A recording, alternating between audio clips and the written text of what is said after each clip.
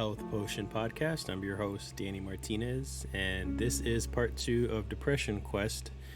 So here I am playing a game called Depression Quest, which allows you to experience the mind and the choices someone with depression makes, and I, for one, go through the same thing. So I thought it'd be nice to go through this together and kind of explain the how close, how real it is, how well done this game is when it comes to diving into that mind and the thoughts and such. So this is part 2 now.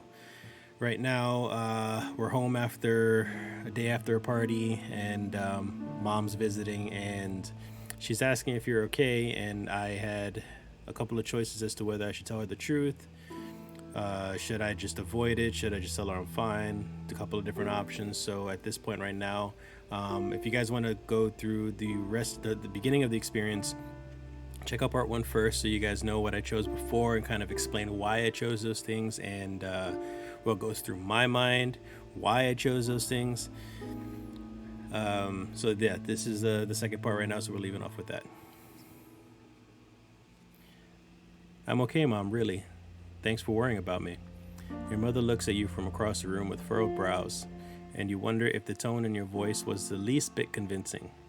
She slightly opens her mouth as though she was about to say something more, but instead she digs through her purse for her cell phone, having apparently decided against it. Well, as long as you're okay, honey, her voice trails.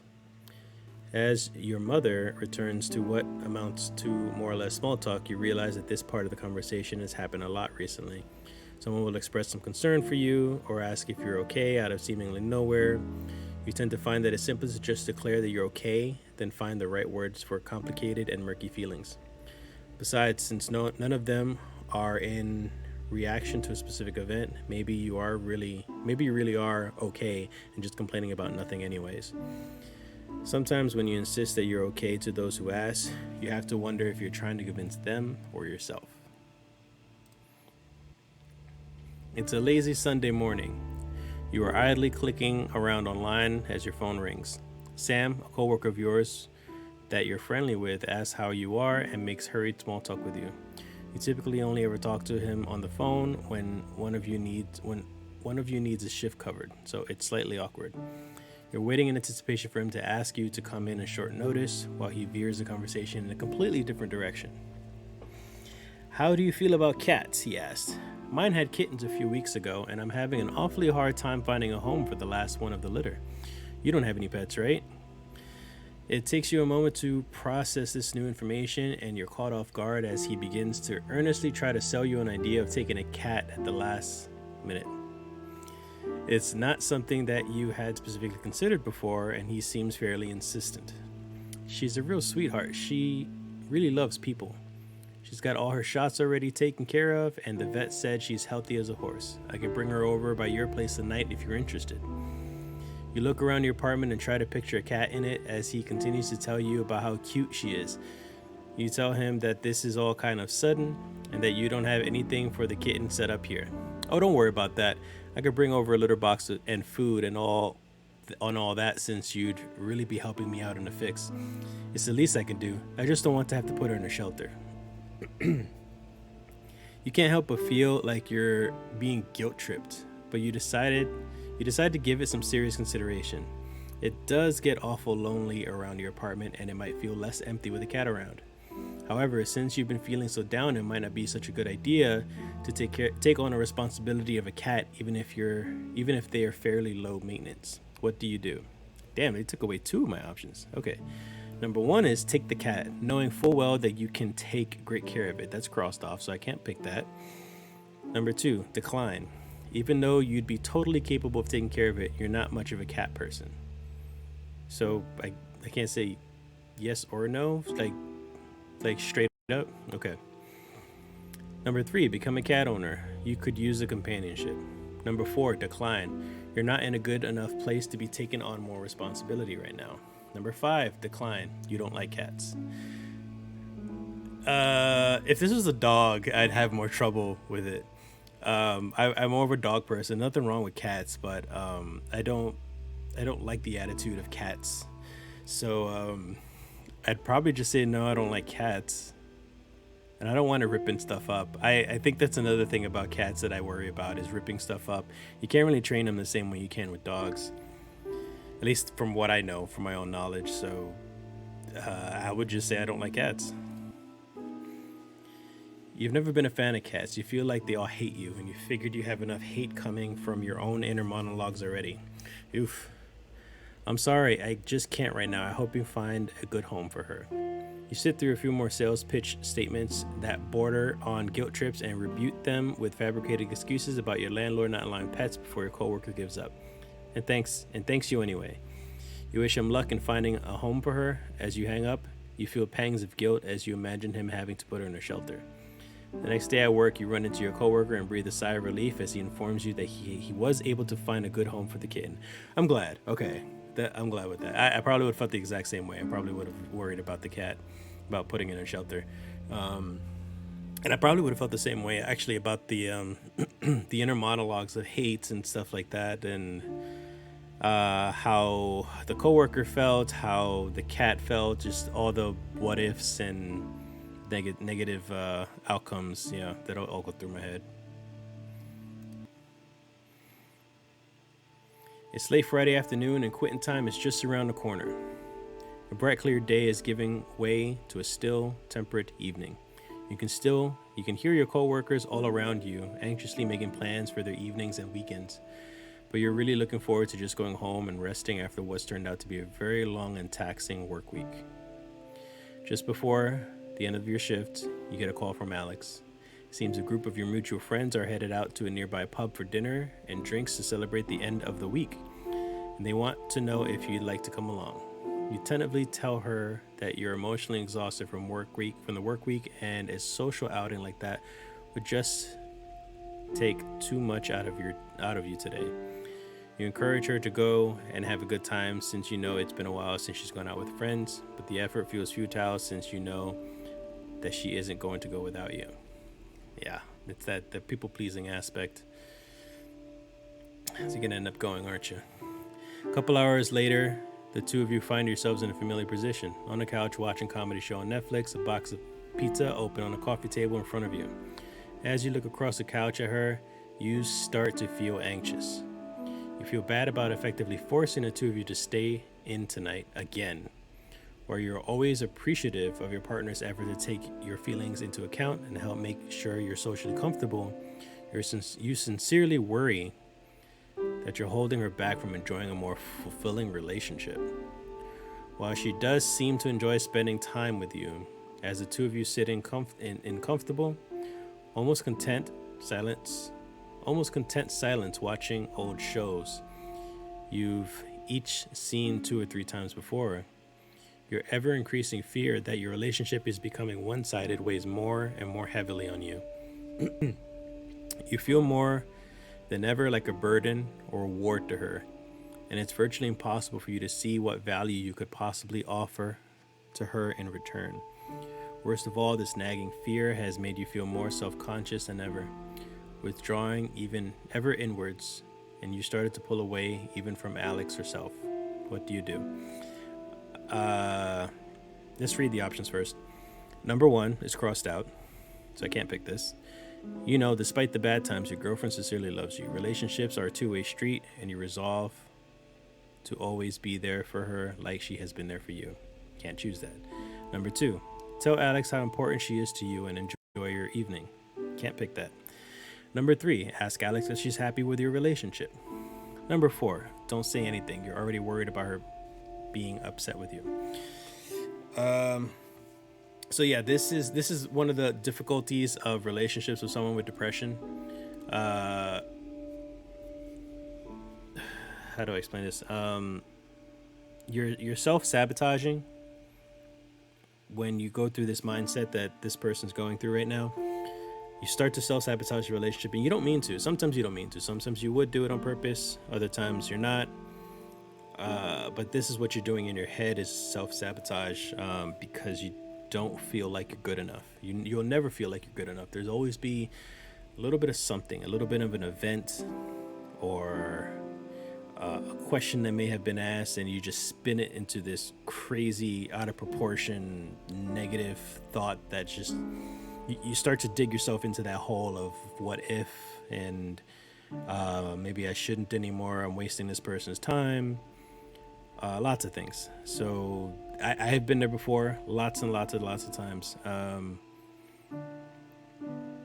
I probably wouldn't ask at this moment in time if she's happy with the relationship.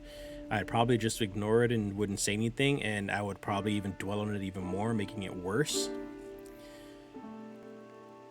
So, I don't know.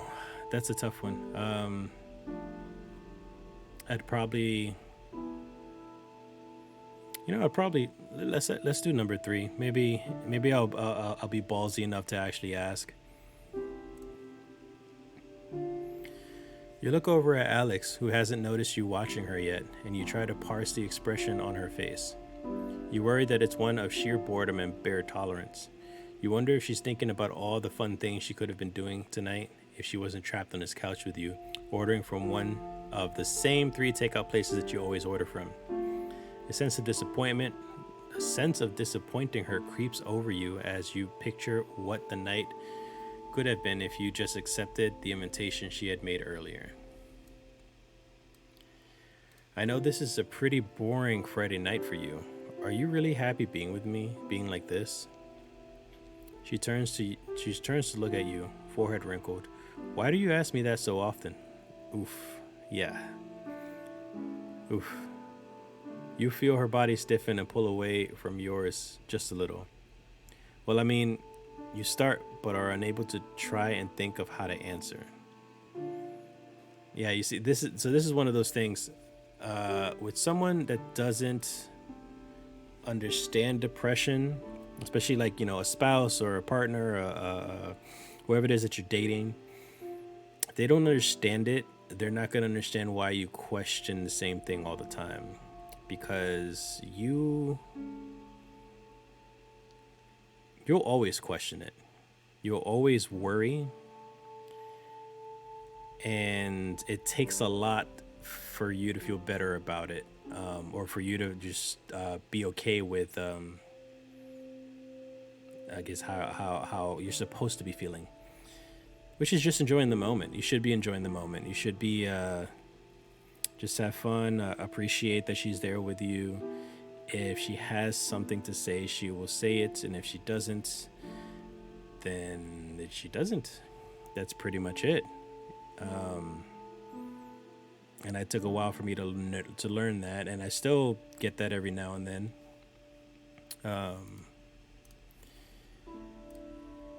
I can't always shake off that feeling. So here are the options here. Number 1, it's probably silly, but it's reassuring when I hear that we're on the same page.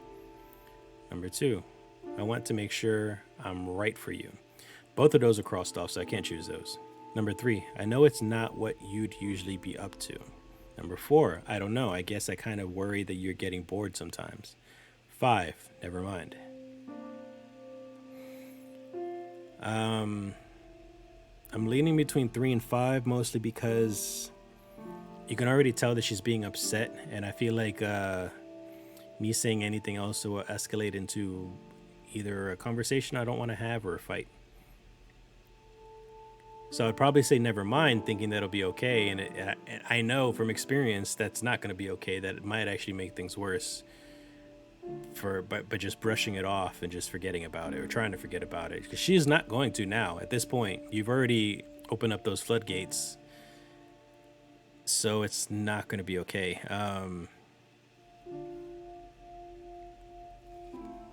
I'll pick number 3 just to, I don't know. No, you know what? I'm going to pick number 5, because I'm trying to go through the mindset of what I used to be, how I used to be with everything. And, I know a little bit better now.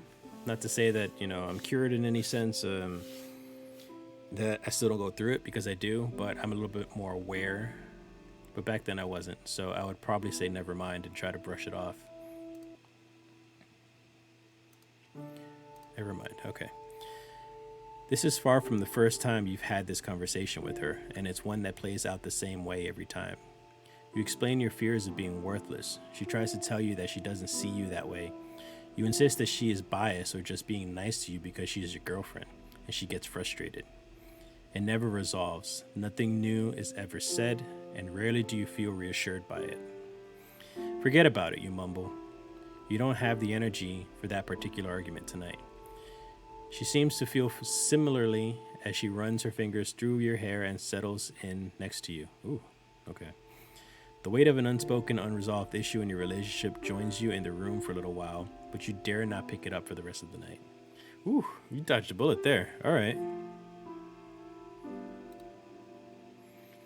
It's a breezy Sunday afternoon. You've allowed Amanda, an old friend from school that is in town for the weekend, to talk you into leaving the house for coffee and catch up. You meet her in a small cafe and talk about what you've been up to since you've last seen each other. And you can't help but feel like they are a lot more accomplished and interesting than you are while listening to them talk about their life after school.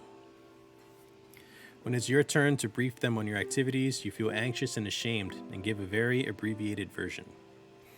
You try to talk about your job as little as possible, and you feel incredibly boring while you describe it, despite her expressing sincere interest in you and your life. Amanda has known you long enough to read your mood and tone of voice. She leans in to ask a question while gently touching your hand, a look of genuine concern on her face. What's wrong? Do you... All right. Number 1 is crossed off. Can't pick it. Suggest a change of location. Confide in her honesty. Number 2, test the waters and open up a little, hoping she'll understand. Number 3, insist that nothing is wrong and change the subject. Number 4, defensively ask what she means by that. Number 5, notice that your hands are shaking. Again, if this was me, I'd insist nothing is wrong and change the subject. Usually I try not to burden someone with my problems, with my issues that I'm having for whatever reason, so why bring it up for her? And I've done this plenty before. I still do this, actually.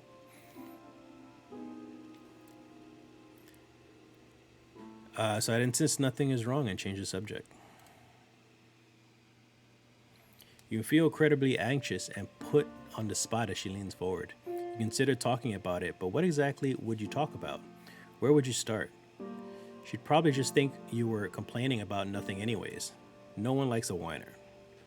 You insist that you're fine and try to shift the topic to one of mutual interest. She seems as though she is concerned, but she lets it drop. Later that night, you replay this encounter over and over in your mind and fantasize about what you would have said differently now that you had time to ruminate on it further. And have a moment of self-awareness when you realize the degree to which you're trying to stuff down these emotions.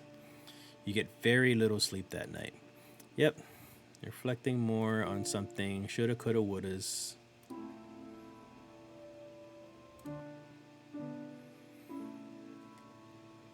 It's a glaringly sunny Monday, and one of the few days that your brother Malcolm is in town and free long enough for you to actually see each other. You have a dental appointment that day, but you make plans for him to pick you up afterwards. Your appointment takes a little longer than expected because your dentist tells you that you started grinding your teeth in your sleep to a worrying degree. Given how nearly everything in your life has been feeling enormous and stressful lately, this doesn't come as a surprise to you. He suggests that you try to reduce your stress levels and fits you with a night guard. It feels awkward and too big in your mouth, and you feel embarrassed looking at your puffed out face in the mirror with it. You finish the appointment in a hurry and leave about a half hour overdue for meeting your always punctual brother in the parking lot. All right, I gotta stop there real quick. It's fucking hilarious. I went through this. I'm still going. Well, not really going through the same thing. I haven't grinded my teeth in maybe over a year, I guess, maybe 2. But yeah, I had a bad grinding problem, and with my relationship, I kept her awake all the time, and it didn't matter if I had a good day. Even if I had a good day, I guess my stress still lingers, and I grinded my teeth for quite a while. Got a night guard. Very embarrassed to wear the night guard. It was very uncomfortable. Eventually, I got used to it, but I still didn't really wear it that as much as I should have. And yeah, that was that. But for some reason, I kind of stopped. So I'm kind of grateful for that. So at least that stopped. So I still deal with other stuff, but yeah, grinding a teeth. That's funny. You finish up as quickly as possible and leave the building to scan the parking lot for your brother's car, but you don't see his old Civic anywhere. Oh, sorry, I lost my spot. You pass by a blue Camaro and jump as it beeps at you, causing you to jump in surprise. It takes you a moment to realize it, but Malcolm's in the driver's seat. You hop in the passenger seat and compliment him on his new ride, and he mentions that it's a perk of a promotion he's recently obtained at work. He starts telling you about how much more money he's making, how his career is taking off, and how he's starting to look at houses with his wife soon.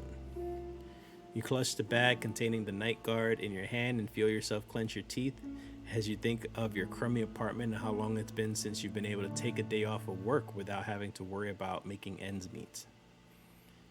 He's only 2 years older than you, but it feels like he's eons ahead of you in every aspect of your lives. So, he asks, how did your appointment go? Did you get drilled full of holes or what? A sense of shame creeps over you. Number 1 is crossed off and number 2 is crossed off. Number 1, laugh about your dorky night guard with your brother. Number 2, tell him about the night guard and why you need it. Number 3, lie. Tell him it was routine cleaning. Number 4, tell him about the tooth grinding problem, but not the stress causing it. I'd probably tell him about it. It's my brother. Probably telling about it I'll kind of joke about it, like make fun of myself, but still feel bad anyways, to kind of just diffuse the situation, I guess. But since it's not an option, I'd probably just still tell him regardless. So number 4, tell him about your tooth grinding problem, but not the stress causing it. The dentist said I'm apparently grinding my teeth too much when I sleep. Oh, Malcolm replies. Been stressed out lately, kiddo? Deciding that you don't really want to go into it, you tell him that you don't think that's the case and it's probably just a random thing. He doesn't pry farther and instead begins reminiscing with you about the time you chipped the baby tooth because he accidentally knocked you over once. You go out for dinner and catch up on things, but you feel somewhat distracted by the gnawing anxiety in the back of your mind. Though you enjoy your brother's company, you feel like you want nothing more than to go home and hide from the world tonight. It becomes hard for you to try to stuff of what? It becomes hard for you to try to stuff all of your horrible feelings down and go emotionless when someone like the dentist can see a fraction of what goes on inside your head. It leaves you feeling embarrassed and weak, and you hate yourself for feeling that way. You wonder if you're really fooling anyone into thinking you're a normal person. And then you wonder if your brother knows and is hanging out with you out of pity tonight. After he drops you off at your apartment, you throw the night guard out. You can't stand to even look at the thing. Well, I didn't throw mine out, but I definitely kept it in my nightstand for quite a while. Yeah, and that's that stuff in the head again. Don't do it. Just try to catch yourself just thinking that way and try to stop yourself. Just try to realize you're digging that hole about your brother and how he pities you. You know that's not true.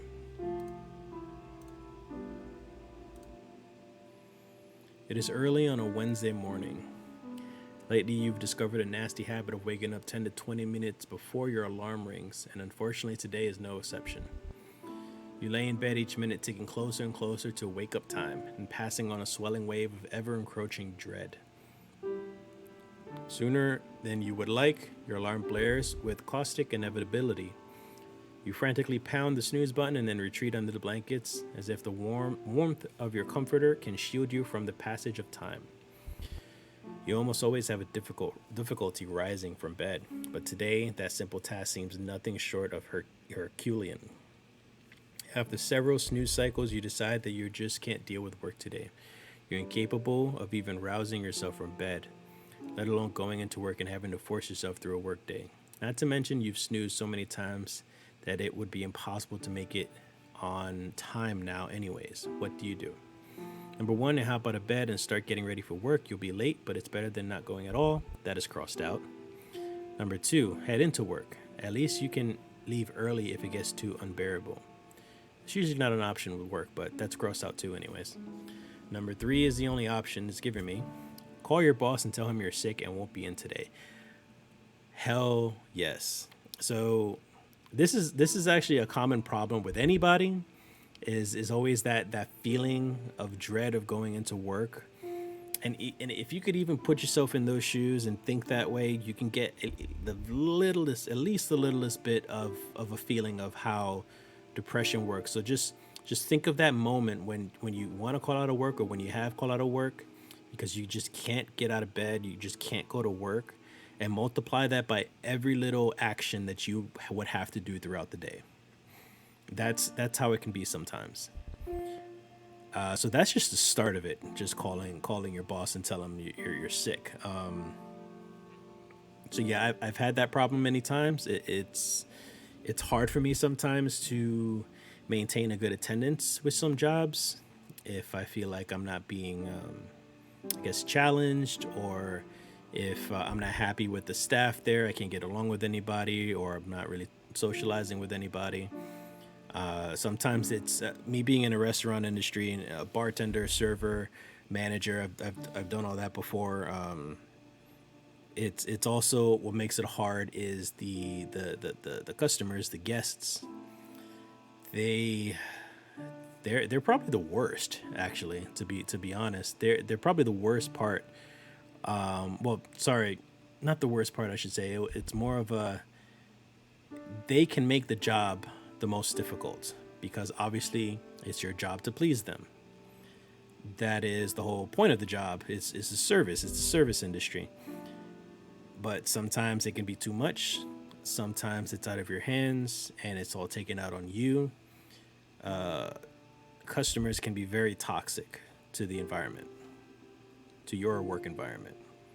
So yeah, it could be hard sometimes. I just went out on a tangent there. Sorry. So number three, I'm gonna call my boss and call out. I'll call in sick. In spite of the fact that you know that it's your job and that you should go, you keep fighting yourself every step of the way. Every time you resolve to climb out of bed and just go, your body seems to get heavier and your head gets foggier, and you find yourself unable to actually make yourself move. You grab your phone and dial your boss's number, hoping that it's early enough yet that he won't be there and you can just leave a message. Fortunately, after a couple of rings, voicemail picks up and you leave a message explaining that you're sick and won't be in today. As you hang up the phone, you worry that perhaps your message sounds like a lame excuse. You hope your boss won't call or email you to follow up with your message, but for now you're too foggy to do much of any sort of thinking, and eventually you fall back into sleep that is both heavy and restless.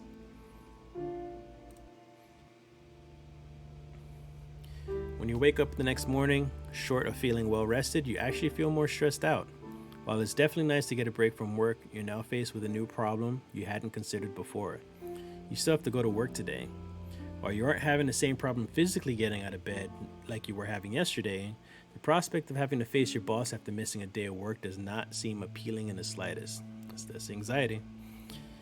All right. You worry that your absence won't be seen as believable or legitimate, that your coworkers and boss will think you're just trying to half-assedly play hooky, or worse. You feel that someone will actually ask you what's wrong. Being caught in that instance and having to either make up a half-baked excuse, or worse, that they'll see right through you and know quickly has your mood matching the drizzly weather outside. Oh, I lost that sentence. You know that you have to go into work, but your fear of being perceived as either lazy or defective is making you regret yesterday's decision to take the day off, and ultimately you feel worse. So I'm going to leave it at that now. We're about to hit 30-minute mark. Thank you guys for listening and watching. I will turn this into an audio form as well if you guys want to listen to the audio version of the podcast, Health Potion Podcast.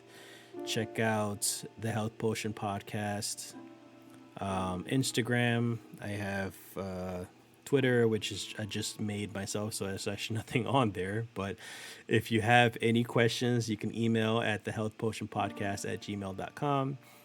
Any comments, any ideas for the show, and I will be streaming live every Tuesday, 8 p.m. Eastern Time on Twitch, and I post a video again on YouTube if you guys want to check out the YouTube page, which is, again, the Health Potion Podcast.